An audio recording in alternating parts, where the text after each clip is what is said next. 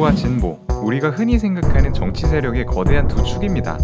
보수는 자유주의로, 진보는 사회주의로 대표되죠. 이 두 사상으로부터 수많은 정치 체제들이 새로 탄생했습니다. 그런데 이 사상들이 잘못되었다고 비판하는 학자가 있습니다. 바로 법학자이자 하버드 로스쿨 종신교수, 브라질 장관까지 역임한 정치인 로베르토 웅거입니다. 웅거는 왜 현재의 정치 사상들이 잘못되었다는 걸까요? 이를 알기 위해서는 웅거 철학에서의 핵심적인 개념인 인공물로서의 사회에 대해 알아보아야 합니다. 인공물로서의 사회란 사회가 인간에 의해 상상되고 만들어진 결과물임을 의미합니다. 자연과학, 먹이사슬 같은 자연적 법칙이 아니라 언제든지 우리 손으로 바꿀 수 있는 진흙반죽 같은 존재죠. 이 진흙반죽을 자세히 살펴보면 다시 맥락과 일상으로 구성됩니다. 맥락이란 돈, 지위 등의 자원 배분에 대한 사회적인 기대와 관행들을 통제하기 위해 우연적으로 만들어진 제도, 이데올로기 등을 말합니다.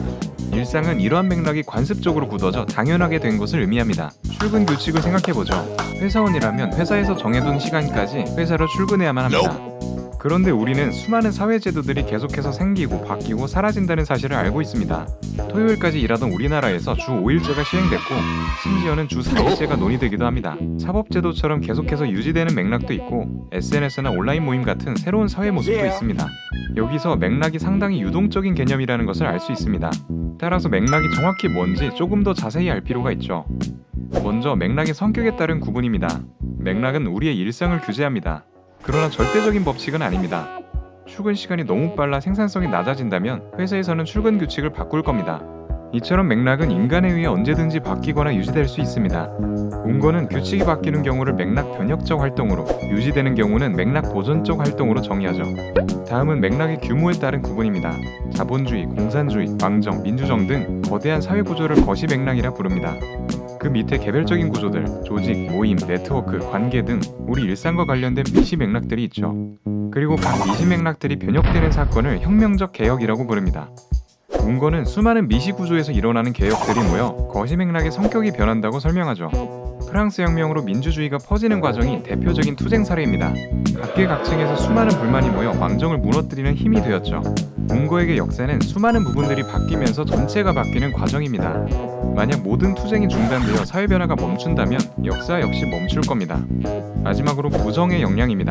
이미 있는 맥락을 부정함으로써 더 나은 맥락으로 발전하는 인간의 의지와 능력을 뜻하죠. 웅거는 모든 변화의 주체가 인간임을 강조하며 이미 관습이 된 일상들을 깨고 더 나은 사회로 나아가야 한다고 주장합니다.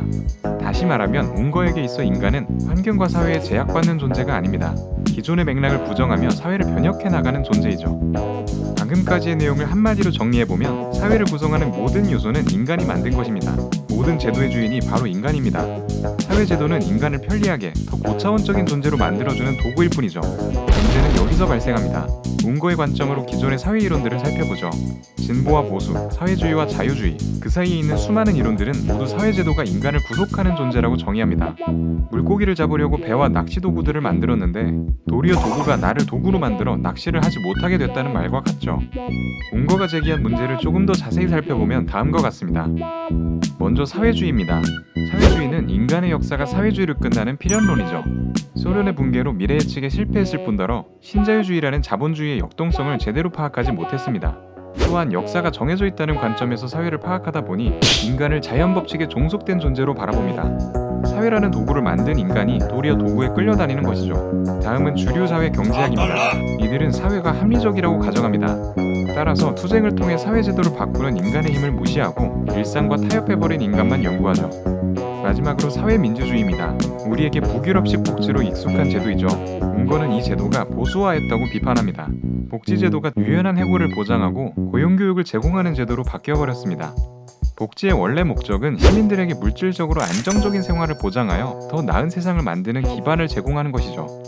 그러나 이제는 복지가 인간을 자본으로 만들고 사람들은 현재의 삶을 유지하는 것에 만족해버렸습니다. 로베르토 웅거는 법학자부터 장관까지 역임하며 폭넓은 분야를 이해하는 지식인이자 정치인입니다. 말로만 더 나은 사회를 외치지 않고 직접 행동하는 인물이죠.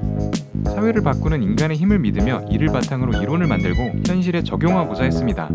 기존의 이론들을 모두 부정하고 새로운 해결책을 제시하고자 했다는 점에서 사회 변혁 이론은 급진 좌파적이라 평가되기도 합니다.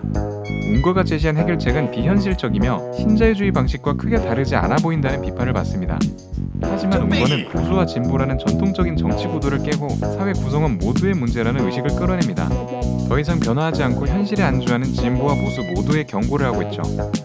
저희 영상은 여기까지입니다. 재미있게 보셨다면 좋아요, 구독 부탁드립니다. 감사합니다.